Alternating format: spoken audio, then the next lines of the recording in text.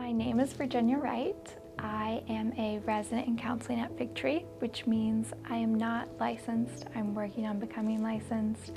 I am working on spending hours with people and just learning my skills.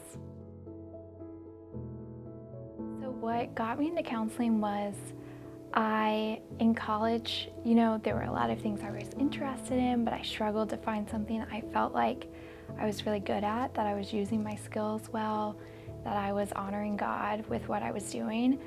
And then I did some volunteer work with middle schoolers. It was during COVID, so it was online.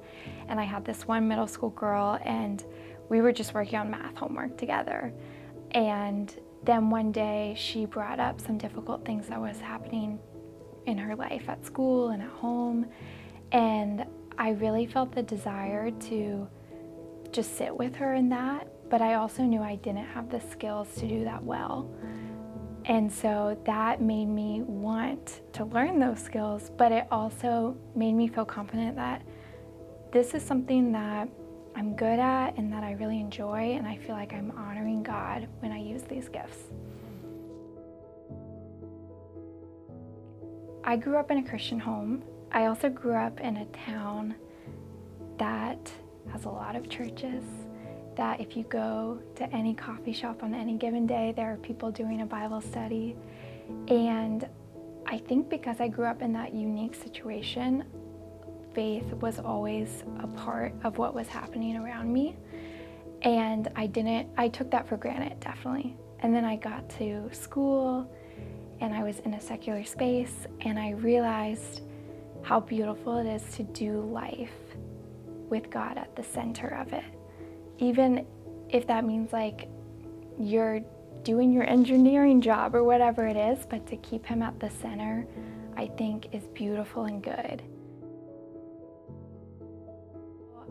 There are definitely some more concrete modalities, I would say, like EMDR and CBT, that have homework or specific things that we're doing in session. But I think there are other modalities like person-centered therapy that really guide how I'm going to show up in session and how I am acknowledging my clients and just trying to keep them feeling like they are the expert in the room, even though I've been to school, like they know themselves and their body best. And then other therapies like narrative therapy and solution-focused are therapies I enjoy, but it really depends on the client and what they want. Yeah, I think for the person who is nervous about coming to therapy, the first thing I would say is you're thinking about coming to therapy. And there's a reason that you're thinking about that. And I would encourage you to contemplate that reason. Like, is it that your worried thoughts at night are keeping you up and you can't do the work that you want to be doing? Is it that someone in your life that you trust has told you it would be beneficial? And just dig into that reason of, why do I want to come? And if you're realizing that it's a really important thing to you that you get good night's sleep, or that you are kind to your kids, whatever it is, then like let that reason drive you and come. And I also think there is a temptation to want to show up to therapy with a really concise narrative of, this is who I am, this is why I am the way I am. But I would want to encourage people that you don't need that. Like, if you have a reason that you want to come to therapy, that's enough. And just show up with that reason and say like, my life isn't the way I want it to be right now, and I want to work on it. And I think that's enough. I would want my clients to know that I'm still learning too. And like, if this is your first time in counseling, like, don't worry, because we're gonna figure it out together. And I would also want them to know that,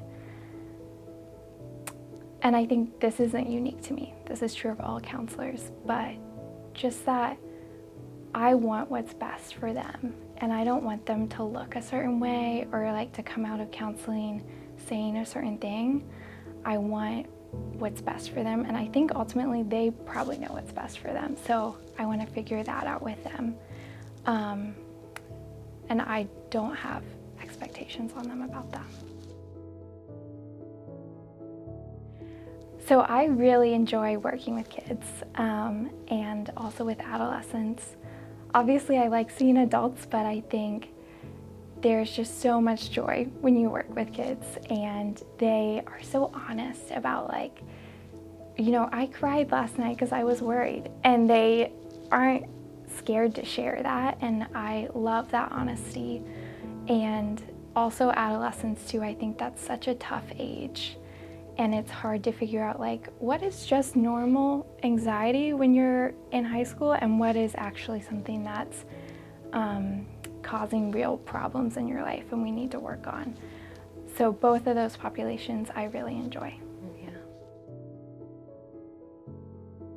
So whenever I meet initially with a child and their parent, I love to play a game first, just to introduce myself to both the child and the parent.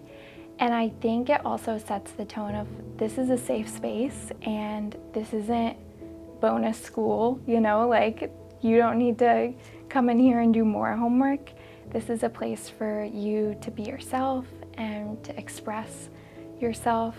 I like to tell parents that the first couple of sessions is going to be a lot less work and a lot more rapport building, which means that we are playing games and we are using the sand tray a lot, and I'm just teaching the client how to trust me, because I think most kids aren't going to trust me initially, and that's a good thing because they don't know me.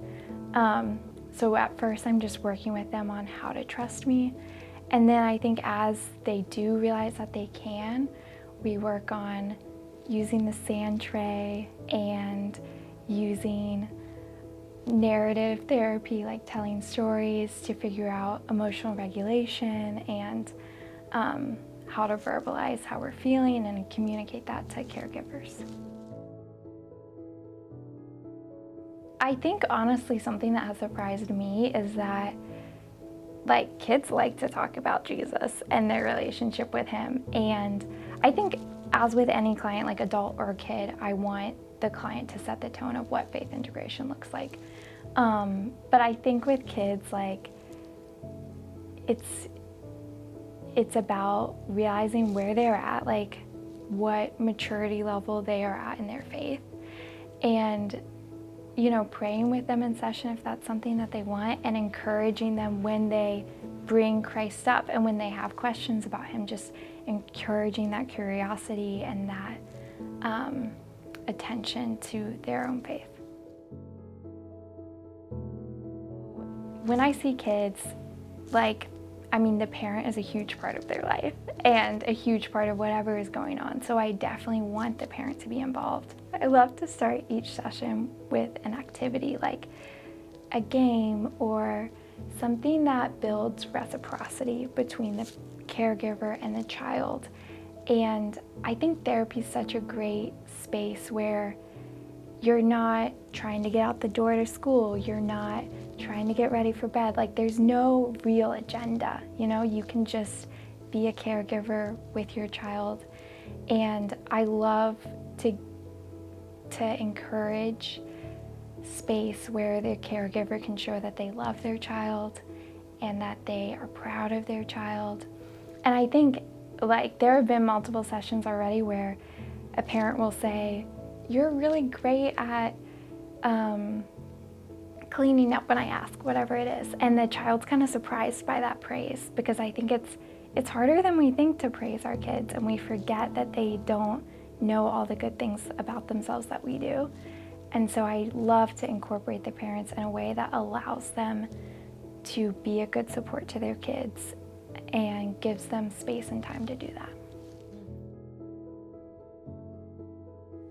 I take Medicaid, TRICARE, Aetna, and private pay.